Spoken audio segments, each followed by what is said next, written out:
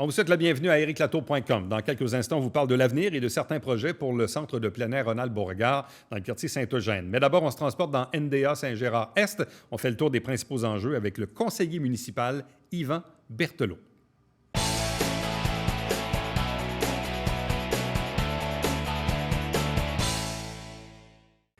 Politique municipale, on poursuit notre tournée d'entrevues avec les différents conseillers municipaux de Saint-Jean-sur-Richelieu. Aujourd'hui, on se transporte du côté de NDA, Notre-Dame Auxiliatrice Saint-Gérard-Est, avec le conseiller Yvan Berthelot. Bonjour et bienvenue. Bonjour. On est à un an de l'élection. Qu'est-ce qui reste comme enjeu dans le district que vous souhaitez voir se réaliser d'ici les prochaines semaines et les prochains mois? Bien, ce qui reste dans l'enjeu, il y a les infrastructures. On parle donc de réhabilitation des infrastructures sur rue Saint-Hubert et Moret qui sont déjà en plans et devis. Donc, c'est un projet qui va se faire en 2022. On parle bien sûr aussi du projet controversé, on va l'appeler comme ça, au coin de Champlain et McDonald. Donc, un édifice de 48 logements de 50 pieds de haut par 300 pieds de large. Donc, c'est énorme. Moi, je suis contre le projet. Je ne pense pas qu'on doit faire ce genre de projet. Je suis d'accord pour qu'on construise vraiment plus en hauteur, mais pas sur le bord de la rue Champlain. Je pense que la rue Champlain ne se prête pas à ça. C'est littéralement un mur qu'on veut construire sur un terrain vacant. C'est complètement absurde. Je suis vraiment contre ce projet-là.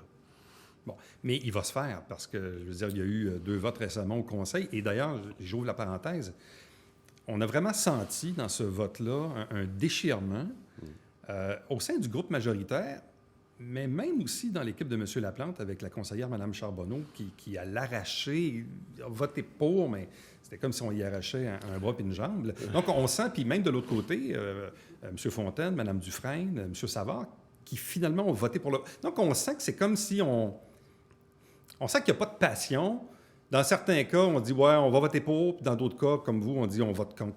Qu'est-ce qui fait qu'il est dérangeant, ce projet-là de 48 logis, intersection Champlain-McDonald? Mais ce qui fait qu'il est dérangeant, écoutez, 50 pieds de haut par 350 pieds de large, sur le bord de la rivière, une rue qui est une entrée de ville parce que c'est une sortie d'autoroute, une des plus achalandées.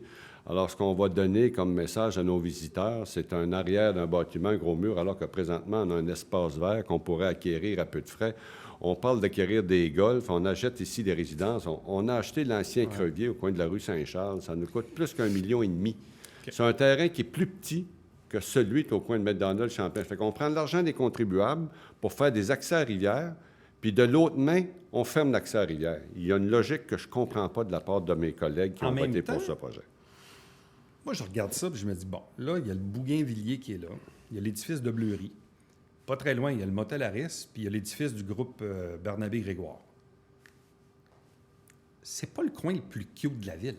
Je suis tout à fait d'accord avec vous. Et quand le projet, entre autres, du groupe Barnabé était fait, il y avait une erreur urbanistique en ce sens qu'il n'y avait pas de PIA sur la rue Champlain. Et quand moi, je me suis rendu compte puis que le mien a été donné, j'ai demandé qu'il y ait un plan d'intégration architecturale qui soit mis sur toute la rue Champlain. Là, maintenant, il est là. On se ramasse sur Champlain. Si on part de Loyola, on a des belles maisons. On a le motel Harris, on a l'édifice de Bernabé-Grégoire, on a 2 maisons, on a McDonald, puis après ça, on a un vacant, puis on a 3 maisons. Exact. Puis on a le Bougainvilliers puis le Bleury en arrière. Ouais. Fait que je peux comprendre que peut-être pour certains élus de se dire, bon, ben, finalement, on va peut-être aller chercher un peu de taxation avec ça, puis on va mettre un 48 logis à côté du pont. Non? Oui, mais il y a comme 2 options. Quand c'est laid, tu peux te dire, bon, on va en mettre d'autres, ça va être un peu plus laid, c'est pas grave. Ou bien tu as l'autre option, tu te dis, oui, c'est laid, pourquoi on n'essaye pas de rendre ça plus beau? Et moi, je suis plus de cette option-là. Et quand on entend mes collègues, Justin Bessette, entre autres, même, c'est laid, mais on va mettre un autre bout, ça va être plus laid. Non. Pardon. Et je pense que la rue Champlain, il faut la respecter, la rue Champlain. Il faut respecter la rivière Richelieu. On dit que c'est une signature pour la ville, que c'est une rue panoramique. On est en train de la détruire en faisant de la densification de cet ordre-là. Qu'est-ce que vous parlez de la rue Champlain? Certains se sont interrogés, non pas sur le fameux 40 km/h dans les quartiers résidentiels auxquels plusieurs adhèrent, moi le premier. La rue Champlain, puis même quelqu'un me faisait remarquer, il dirait qu'il dit la rue Champlain est 40 km/h entre Loyola et Saint-Paul, mais il dit entre Saint-Paul puis le chemin de fer où il y a la trinquette, on retombe à 50. C'est quoi la logique? Bien, moi, j'avais demandé que la rue Champlain soit à 40 km/h. Puis moi aussi, quand je regarde ça, là, bien, c'est un projet pilote. C'est certain qu'au printemps, on va mettre ça jusqu'à la voie Ferraud. Moi, de toute façon, là, essayer de rouler 60 km/h entre la rue Saint-Paul et la rue Foch, en c'est même pas temps, possible. Champlain, c'est une rue collectrice. C'est pas une rue, c'est pas comme Salaberry, Saint-Louis ou Notre-Dame. Je veux dire, c'est une rue collectrice nord-sud. C'est une rue collectrice nord-sud, mais c'est une rue aussi qui est à 90 résidentielle à partir de Loyola. C'est pas une rue commerciale, la rue Champlain. La rue commerciale, c'est le boulevard du Séminaire. Et si la ville voulait vraiment faire quelque chose de vraiment intéressant, bien, ça serait de voir à l'urbanisation du boulevard du Séminaire, puis y mettre peut-être 3 voies complètement, du nord au sud ou du sud au nord. Il y a de la place pour faire ça. Et non pas envoyer le monde sur la rue Champlain en pensant qu'ils vont aller plus vite puis qu'ils vont sauver des lumières. Non, c'est pas le but. Le but, c'est que ça soit panoramique, les gens prennent le temps, qu'ils regardent la barre de l'eau, nos visiteurs soient là, puis partout, vous allez dans des villes qui ont la chance d'avoir une rivière qui traverse leur centre-ville, on la met en valeur. On la détruit pas, puis on la cache pas. On la met en valeur. Bon.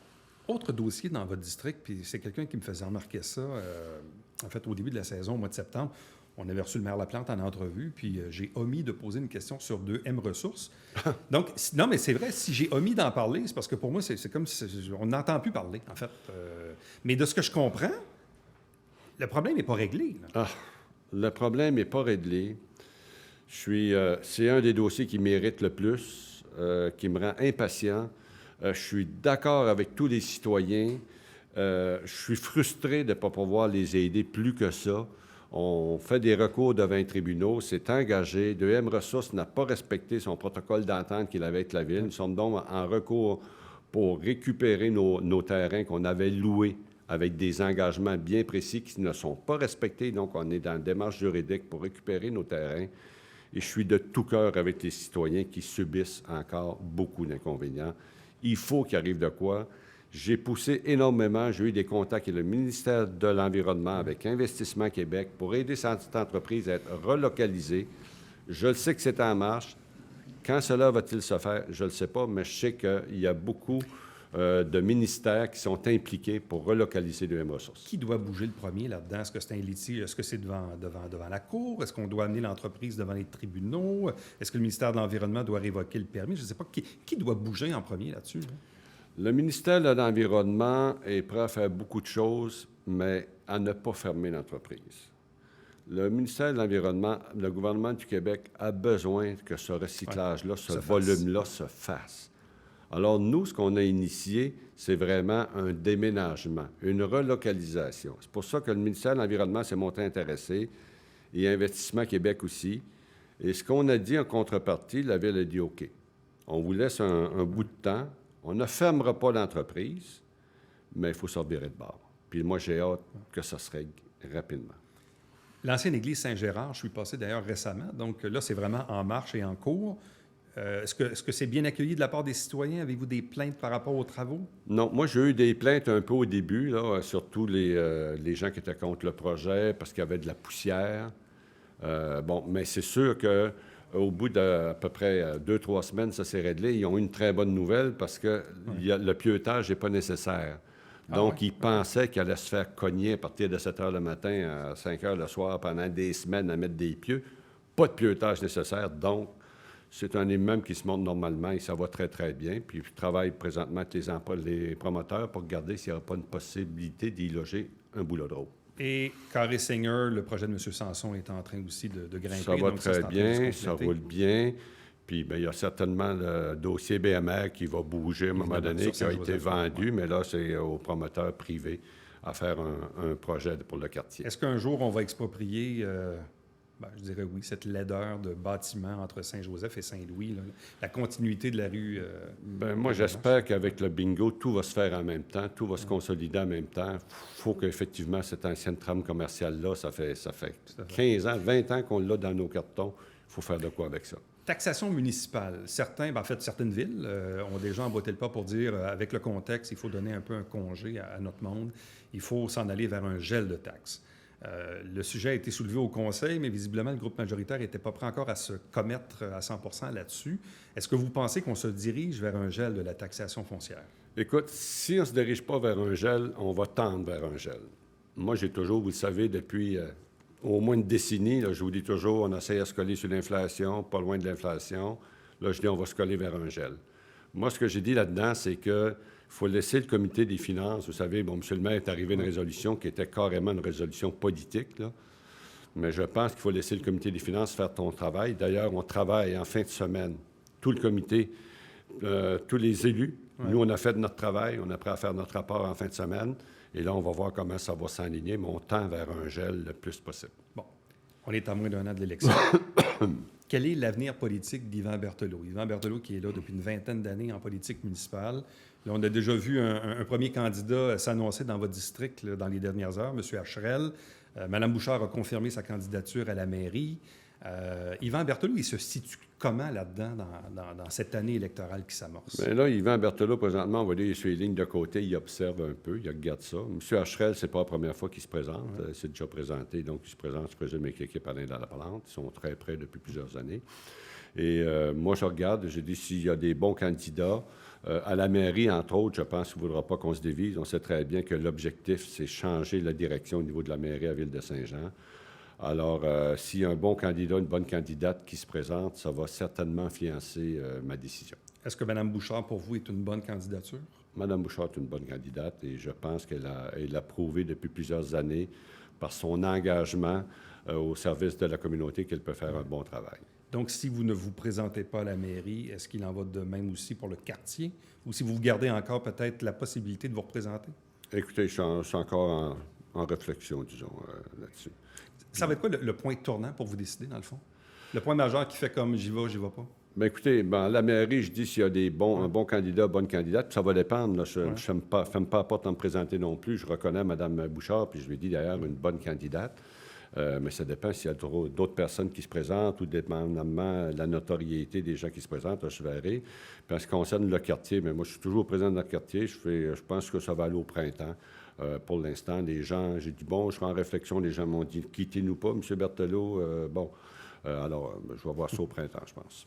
Yvan Berthelot, merci beaucoup. Ça m'a fait plaisir. Je vous félicite de continuer votre émission. Bien, on essaie de le faire dans un protocole COVID qui somme toute, fonctionne assez bien. Oui, ça va bien. Merci. Merci. Restez avec nous. Au retour, on vous parle de l'avenir du centre de plein air Ronald-Beauregard.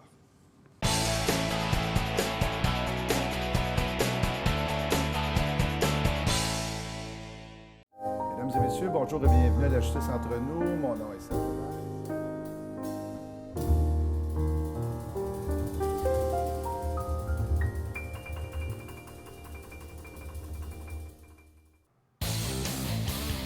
Salut, ici François Trépanier. Cette semaine à Sport Express, on s'entretient avec Robert Bob Legault et en deuxième partie, on parle MMA avec Yohan Lennis. Manquez pas ça.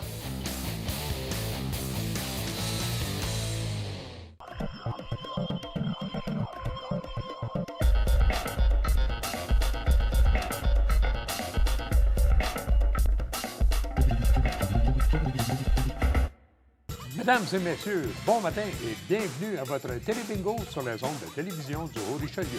Vous aimeriez jouer au bingo dans le confort de votre foyer? C'est possible. Tous les dimanches matins, 9h30, à la télévision du Haut-Richelieu, maintenant en haute définition au 609. C'est 4 000 $ en prix à chaque semaine. Pour vous procurer les livrets du télébingo, c'est facile. Consultez la liste de nos 30 dépositaires au www.tvhr9.com.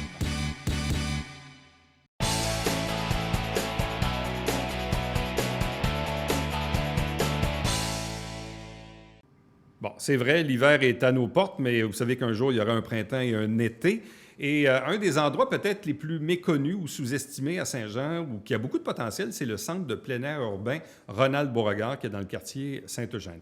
Il y a eu dans les dernières semaines des consultations publiques, sondages, etc. Évidemment, avec la pandémie, bon, tout ceci s'est fait un peu en mode virtuel, mais la grande question est de savoir que veulent les Joannais pour l'avenir de ce centre de plein air. Avec nous pour en parler, Mario Bastien. Il est le directeur service de la culture, du développement social et du loisir à Saint-Jean-sur-Richelieu. Bonjour et bienvenue. Bonjour, Eric. Alors, que veulent les Joannais pour leur centre de plein air? La première chose qu'ils nous ont dite, c'est qu'ils adorent leur parc. Ils veulent le conserver, pas dans son état actuel, mais dans sa fonction actuelle. Un parc de villégiature, un parc riverain. C'est une des rares fenêtres qu'on a sur la rivière pour accéder à l'eau. On nous a dit qu'on voulait ça et qu'on voulait améliorer cet aspect-là. Il n'y a pas eu de grande proposition des citoyens pour dire on va refaire le parc puis on va amener un grand complexe ou quelque chose. Ils ont dit on peut-tu juste améliorer pour faire quelque chose qui a une belle gueule, qui va rendre service là où on en a besoin. Je vais prendre l'exemple, le bloc sanitaire, qui est des choses de base.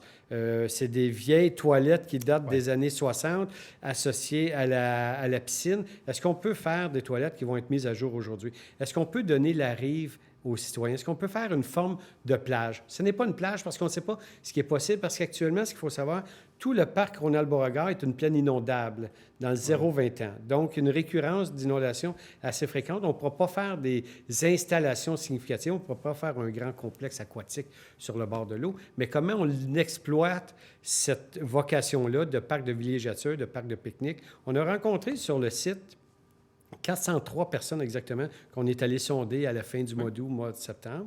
403 qui nous ont dit « On aime le parc, on l'adore. On veut maintenir la vocation familiale. » On nous a dit ça. Si on regarde les week-ends, quand on y va, les samedis, les dimanches et l'été, durant les périodes, c'est toujours rempli de familles, des familles qui viennent pique-niquer, qui viennent faire des barbecues, qui amènent. On nous a demandé des fois des choses simples. On peut-tu avoir plus de tables de pique-nique puis des barbecues? Effectivement, il n'y en a pas beaucoup. Effectivement. Ouais. Je m'engage pour que 2021, déjà, qu'il y ait une amélioration et des choses qu'on nous a dites qu'on pourrait faire. Des tables de pique-nique, avoir un peu plus de poubelles, avoir un parc qui est un temps soit peu, un peu plus propre. Qu'est-ce qu'on peut faire comme ça? On va en faire des choses. On va améliorer des choses qui se font en court terme. Mais la réflexion qu'on faisait, c'est sur le moyen puis le long terme. On sait que la piscine, en 2020, a été fermée parce qu'il y a eu un bris majeur qui est arrivé à la structure de béton de la piscine au dégel de l'année passée. Ah, ouais. Ce qu'il faut savoir, c'est que le parc, j'ai dit, c'est une plaine inondable, il baigne dans l'eau. C'est une plaine, tout le sous-sol est inondé tout le temps. Donc, la piscine repose sur un fond vaseux. Oh. Qui fait qu'au printemps... Et la piscine, elle a quel âge, cette piscine? Elle a 40 ans. Elle arrive à sa fin de vie, utile. Maintenant, on a fait faire des analyses pour dire qu'est-ce que ça coûterait, qu'est-ce que ça prendrait pour la remettre en état. Ça coûterait, puis le conseil de ville aura à prendre des décisions d'ici le début de l'hiver prochain. Pardon? Ça coûte le même prix qu'une neuve? Non, pas du tout. On pourrait investir ou mettre 200-300 000 pour peut-être avoir une année. Peut-être 2 années, mais pas beaucoup plus. Oh là là, OK. Donc, elle est vraiment en fin de vie utile à tous égards au niveau de la structure. Est-ce que ça vaut la peine de mettre de l'argent là-dessus? Le conseil de ville aura à se pencher là-dessus puis à décider ce qu'il veut faire avec. Maintenant, la question, c'est est-ce qu'à moyen puis à long terme, on développe une autre piscine? Les avis ont été mitigés. Ah oui? Il y a des gens qui voulaient une piscine, d'autres disent « Mettez un peu plus de jeux d'eau puis donnez-nous accès d'une façon ou d'une autre à l'eau de la rivière. » Quelle façon? Là, on doit travailler en mode créativité. Okay. Comment permettre aux gens d'accéder à la rive et à la rivière, pas pour en faire une zone de bateau, mais pour pouvoir toucher à l'eau éventuellement. Donc, il pourrait un jour ne plus avoir de piscine au centre de plein air. Ça pourrait arriver? Selon la volonté du conseil? On va aller plus loin. La prochaine étape dans la consultation, on va faire différentes maquettes, puis on va les soumettre à une consultation. Là, on a été écouter, les gens nous disaient « Qu'est-ce que vous voulez? » Il y en a qui disaient oui, il y en a qui disaient non, mais personne ne l'a rejeté d'entrée de jeu. On va considérer ça, on va amener des maquettes, puis on va dire aux gens « Qu'est-ce que vous en pensez? » Une question de coût, une question de délai pour l'aménagement aussi, puis une question de quantité et qualité de service dans le parc. Une nouvelle piscine, ça coûte combien, ça? C'est cher, 7 millions, 10 millions de dollars. C'est pas banal, c'est pas banal. Ce sont des gros coûts. Ce sont des gros coûts. C'est d'autant plus qu'on est, je vous ai dit, on n'est pas dans un sol ferme, on est dans un sol qui est un sol plus complexe. Piscine. Okay. Non, mais moi, j'y suis allé cet été. Je donne un exemple. Honnêtement, j'y allais pas très souvent. Bon, souvent parce qu'on était à l'extérieur. Là, avec la pandémie, on ne s'est pas beaucoup promené. Tout à fait.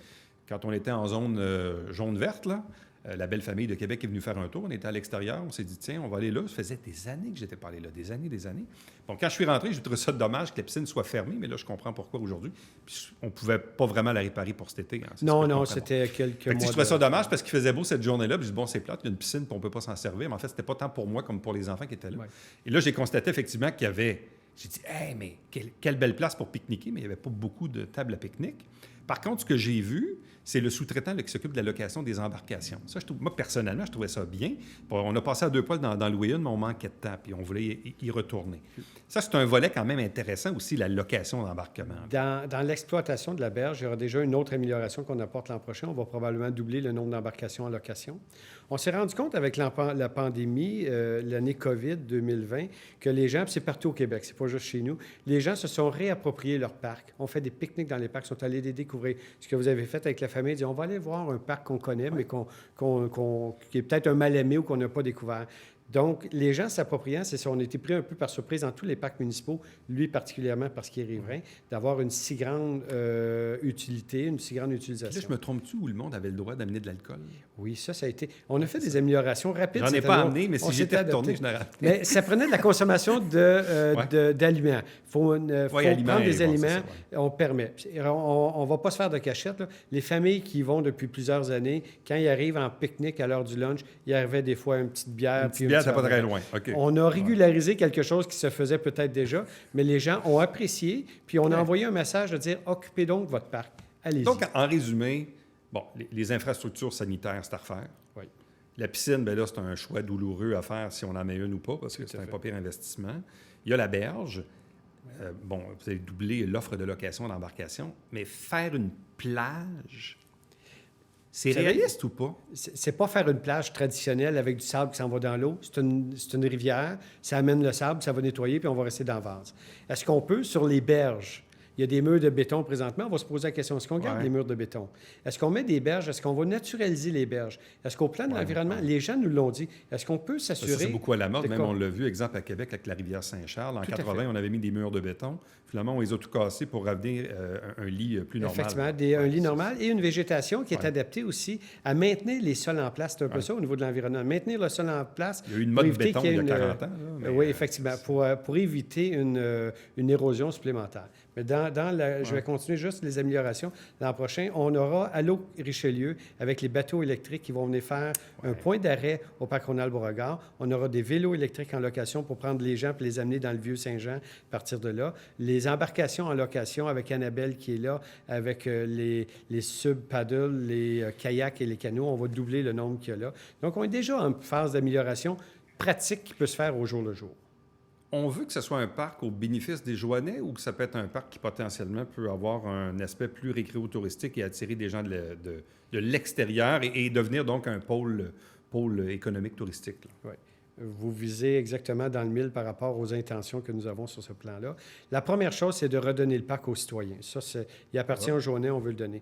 On veut exploiter maintenant son potentiel récréo-touristique. Je disais, avec Allô Richelieu et les bateaux électriques qui vont naviguer de la Colle jusqu'à Saint-Jean en faisant des arrêts dans plusieurs des villes et qui va terminer à Saint-Jean-sur-Richelieu. On comprend qu'on va amener des gens aussi de la région dans le parc pour les amener vers le centre-ville pour en devenir effectivement un vecteur de développement économique. Le développement touristique, il va se faire, mais ce ne sera pas un parc de tourisme. Mais est-ce que ça peut être un arrêt touristique intéressant pour prendre... pour voir la rivière, pour accéder à la rivière? Ça, on regarde ça présentement. Bon. Est-ce que, parce qu'on le sait, il y a très, très, très longtemps, il y a eu un camping d'à peu près 50 sites ou à peu près. C'était à l'époque, évidemment, des campeurs sédentaires, hein? C'était des saisonniers. Bon, évidemment, puis bon, ça a tout fermé, tout ça. Ça, est-ce que c'est pensable de revenir, non peut-être pas avec une formule de saisonnier, mais avec du camping, genre 2-3 jours, avec ou sans service? Est-ce qu'on pourrait faire ça? La question est pertinente, puis la question nous a été posée et soulevée par Tourisme au Richelieu, avec qui on travaille en partenariat, notamment dans le projet. Actuellement, il y a des aspirations d'accueillir une forme de tourisme. Mais ce ne sera pas un endroit qui sera ouvert 7 jours par semaine, 24 heures par jour pour accueillir des gens. Est-ce que ça pourrait, puis ça va faire partie des consultations qu'on fera éventuellement, est-ce que ça pourrait accueillir des groupes de cyclotourisme qui viendraient des États-Unis, quand on pourra ouvrir les frontières, ou de partout au Québec, parce qu'on est à la croisée des pistes cyclables nationales 1 et 2, une qui s'en va vers les États-Unis, Montréal, puis l'autre s'en va vers les cantons de l'Est. Est-ce qu'on peut dire que les gens, on en fait un endroit où des groupes de cyclotourisme viennent faire un arrêt à Saint-Jean-sur-Richelieu pour 24 heures, 48 heures.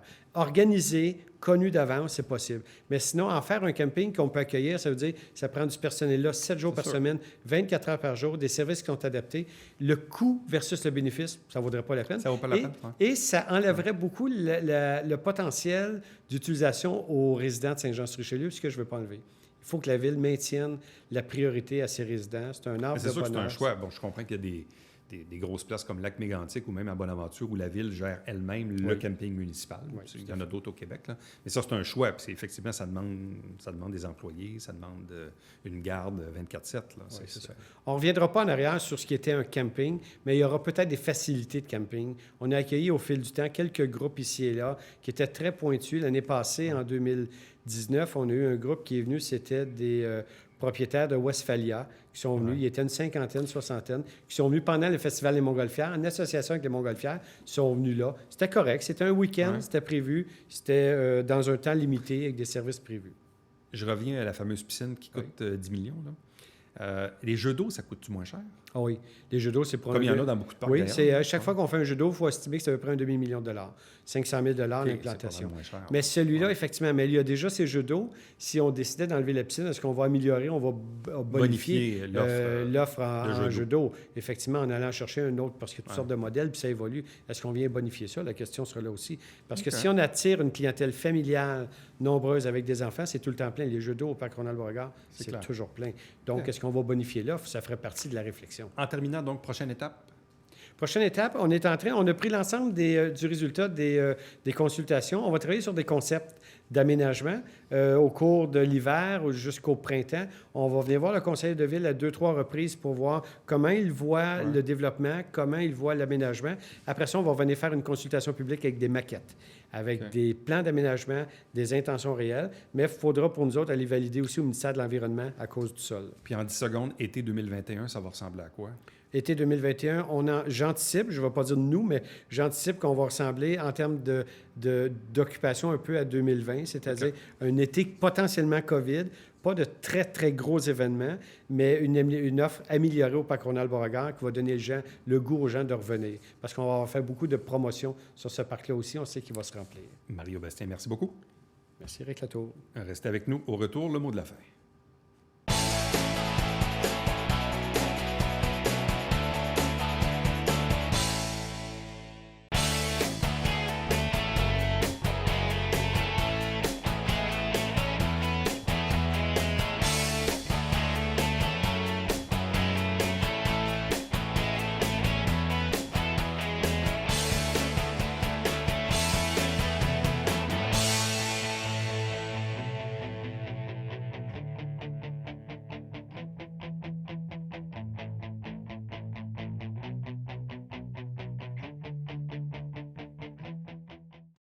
Du 1er novembre jusqu'au 30 avril 2021, il est interdit de stationner dans la rue à Saint-Jean-sur-Richelieu uniquement lorsqu'il y a des opérations de déneigement. Et il est de votre devoir de vous renseigner avant de vous stationner. Et il y a 1001 façons pour recevoir l'information. Allez faire un tour sur sjsr.ca/déneigement. À demain. Bye-bye.